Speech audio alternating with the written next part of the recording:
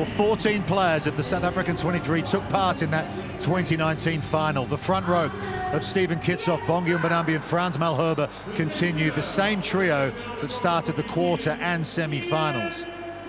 World Player of the Year nominee Eben Etzebeth was replaced early in the second half of the semi-final. He should be well rested. He again teams up with the equally abrasive Franco Mostert. It's the same starting back row as 2019. Siya Kolisi bids to become just the second captain after Richie Mo'unga led back-to-back World Cups. 38-year-old Dwayne Vermeulen was player of the match in that final 4 years ago. Super fit Peter Steph du Toit often goes the distance. Faf de Klerk and Andre Pollard are reunited at halfback and start together for a 25th time. Pollard is yet to miss a kick at goal at this World Cup. There's 144 test caps between Damian Zealindi and Jesse Creel in the Springbok midfield. A much talked about 7-1 split on the bench, so Cheslin Kolbe will cover scrum half tonight. The fullback Damian Willemse covers fly half. Kurtley Arendse has 13 tries in 14 tests. So Willie LaRue, the only back among the Springbok replacements. Risk or reward, we shall see. And we go high above the Stade de France as New Zealand finish their preparations. Well, 5 of the New Zealand matchday squad played in the 2015 World Cup final. A vastly improved New Zealand scrum will again need to be on its mettle tonight. Ethan de Groot, Cody Taylor and Tyrel Lomax go again. The one change in the starting lineup, Brodie Retallick replaces Sam Whitelock in the second row, alongside Scott Barrett, one of 3 Barrett brothers who make history in this final. Shannon Frizell scored 2 tries in the semi-final. Number 8, Ardie Savea, is on the shortlist for World Player of the Year. And victory tonight for captain Sam Cane should finally take him out of the shadow of Richie McCaw. The evergreen Aaron Smith plays his last and 125th test match for the All Blacks. He'll lead the hooker as usual. Richie Mo'unga will look to ignite this backline. Jordie Barrett has been a revelation at second 5'8" for New Zealand. Long-range goal-kicking option as well. The former fullbacks combination with Rieko Ioane has been a real plus. Mark Telea has broken more tackles than any player at this event. The fullback Beauden Barrett scored in the 2015 final. Will Jordan needs one more try to break the record at a single World Cup. On the bench, Sam Whitelock could become the first player in history to win 3 World Cups. And here's what they're playing for, the Webb Ellis Cup, delivered by none other than 2007 Springbok World Cup winner Bryan Habana. It's just 38 centimetres high, but it means so very much. And joining me on commentary this evening, New Zealand rugby star Carl Tanana. It's a precious piece of silverware, isn't it? Oh, yes, it is. Between these 2 very staunch countries, how lucky to have Bryan Habana, who will be inducted into the Rugby Hall of Fame tomorrow, delivering this trophy as a South African to the South Africans and maybe passing it on. But they've been innovative in their selection, South Africa, this whole tournament, whether it be a 5-3 split, 6-2 or 7-1 on the bench. The team today is very connected, and that plays out how they front for each other every single week. The self-belief to win, unquestioned. But to finish that journey will be double World Cup winner Dan Carter and Game of Thrones star Sophie Turner. They walk out sideline, and we can go sideline now to speak with Louise Ransom for the first time. Yeah, good evening to you, Rupert. Great scenes here at Stade de France. There are plenty of green jerseys in the stand supporting South Africa, of course. And you're right about this rain. It has been quite heavy for the last couple of hours. I don't want to get my hopes up, but it has eased off. It's just spitting at the moment. So hopefully it will stay that way, as you said. It's a last tango in Paris for the 2023 Rugby World Cup. South Africa against New Zealand. Who will stand alone as the 4-time world champion? Alert to the danger is Cody Taylor.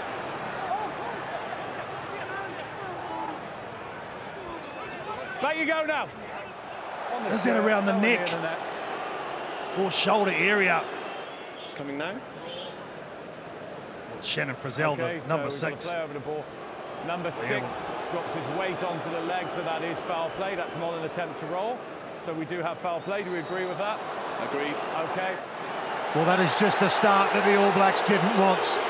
Inside 2.5 minutes, Shannon Frizell is sent to the sin bin and it's on review.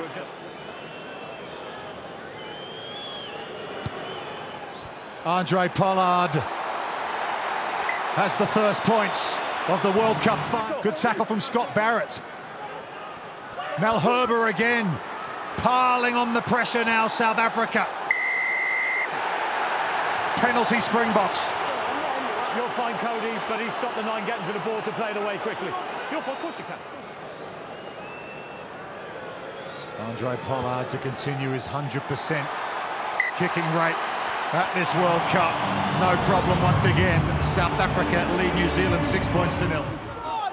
Counter-up from South Africa, but New Zealand can play. Retallick. Only the second time of the final that New Zealand have been into the Springbok 22. Advantage All Blacks.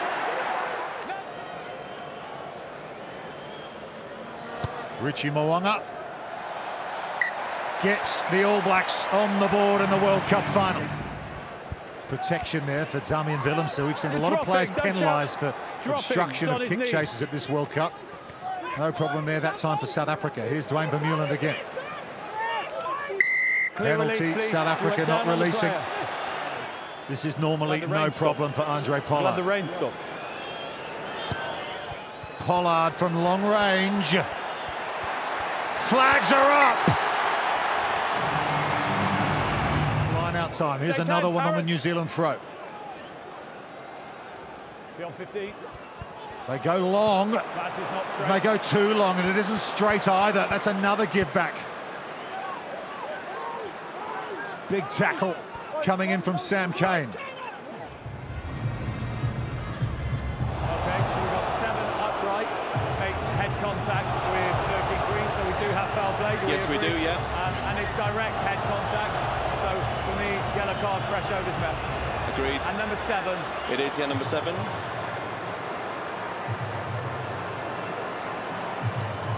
It's another yellow card for the All Blacks. Sam. And this time it's the captain. And that will go to review again. Pollard. Cheslin Kolbe decides to kick again. Crowd willing him to have a run. Will Jordan fumbles, picks it up and hit hard by Peter Steph du Toit, who just covers so much ground for South Africa. Line speed there again from Siya Kolisi. Really putting the pressure on the All Blacks now. Playing with 14 under huge pressure here in the World Cup final. And there's the penalty. Okay, the yellow card has been reviewed, it's been upgraded. To red? It's upgraded to red. It's a high degree of danger and there's no mitigation. Disaster for New Zealand. It's a red card, a high degree of danger, no clear and obvious mitigation. As Handre Pollard aims at post once again, and it's the same old story off the tee for the Springbok fly half. 4 minutes to go in this first half. Here's Mark Talia, so dangerous around the fringes. Inside ball to Aaron Smith. Lazy runner, Eben Etzebeth, advantage New Zealand. Will Jordan has it. Offloads the ball to Mark Talia. Broken play here.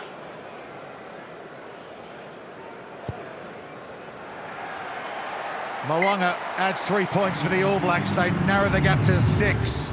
First ever red card in a World Cup final to Sam Cane. Again, Retallick competes, and unfortunately, Lomax can't hold on, but they will go to half-time. Siya Kolisi bidding to be the second man to lift back-to-back World Cups. Handre Pollard, who has all 12 points for South Africa so far in this final, gets us back underway. Taylor goes long to Savea. And the thing is, for Ardie Savea, he's upright, he's not dipping at all. That's the concern for mine for Siya Kolisi. You can see he's second man in the tackle, tries to go down and wrap. Ardie Savea doesn't stay down long. Your next angle will be better. Here we go. It's head on head, it's not the shoulder. Oh. So there is foul play. Okay, and he's run card threshold is met. Yes, agreed. And that's tough for Siya Kolisi because he's coming in with his head down to make that shot. Yeah. The Springbok captain has been yellow carded. Siya Kolisi will head to the sideline. Taylor to Retallick. And just dropped that. Is there a knock on there? No, says the officials. New Zealand continue with the ball. No knock on. Saw South Africa get away with one in the first half. It looked like a knock on. Perhaps that's New Zealand's turn to get a bit of fortune. Retallick.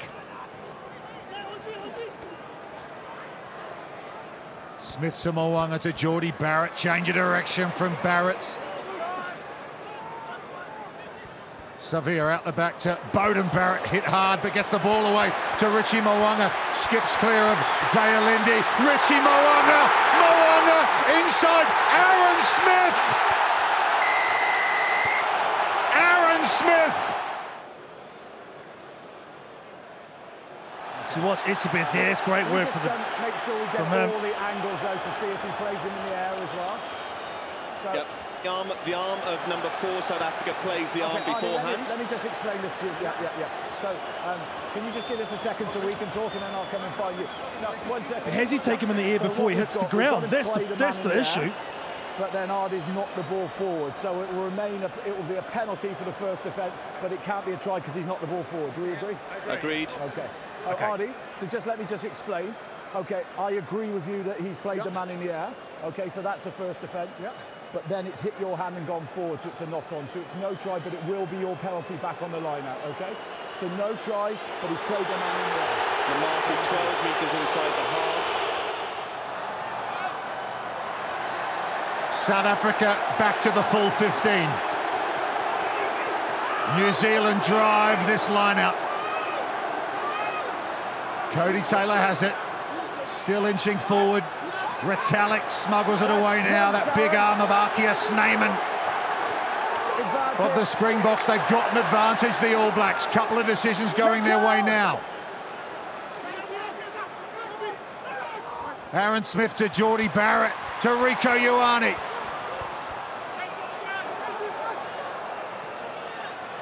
Smith, change of direction to Brodie Retallick. Still penalty advantage, changing binds. Tyrel Lomax, advantage still there for New Zealand. They've got a free hit here. But they are playing with 14 against 15. No. Mo'unga. Jordie Barrett, huge pass over the top to Mark Talia, who gets away from one and another. Mark Talia. Beauden Barrett dives in for the All Blacks. And New Zealand do get their try. This to put New Zealand in the lead in the World Cup final. Interesting that New Zealand asking the referee, we want to play, we want pace on the game. There's a couple of World Cup winning South African captains, John Smith and Francois Pienaar. Of course, Francois Pienaar, the last time these two teams played in the final, 1995. Will it be the same story for South Africa?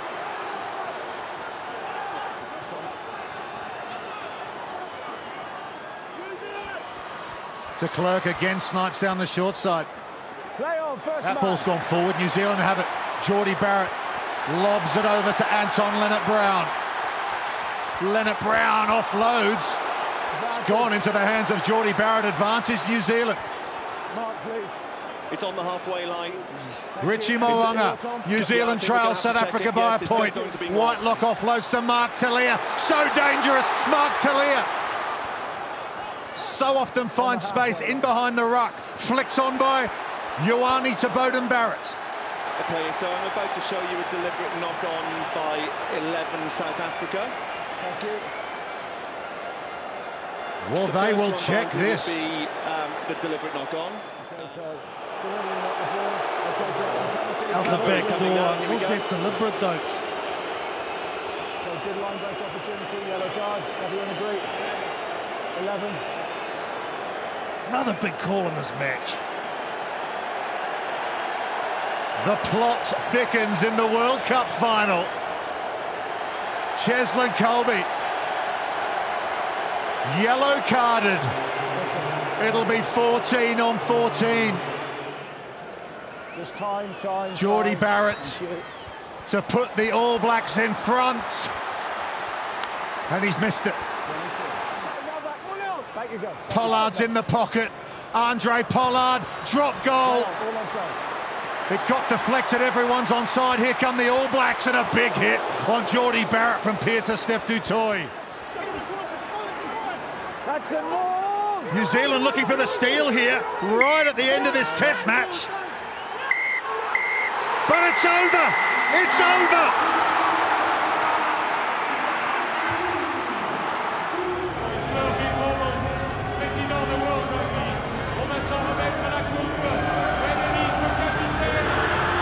South Africa are back-to-back Rugby World Cup champions. They stand alone with a fourth Webb Ellis Cup.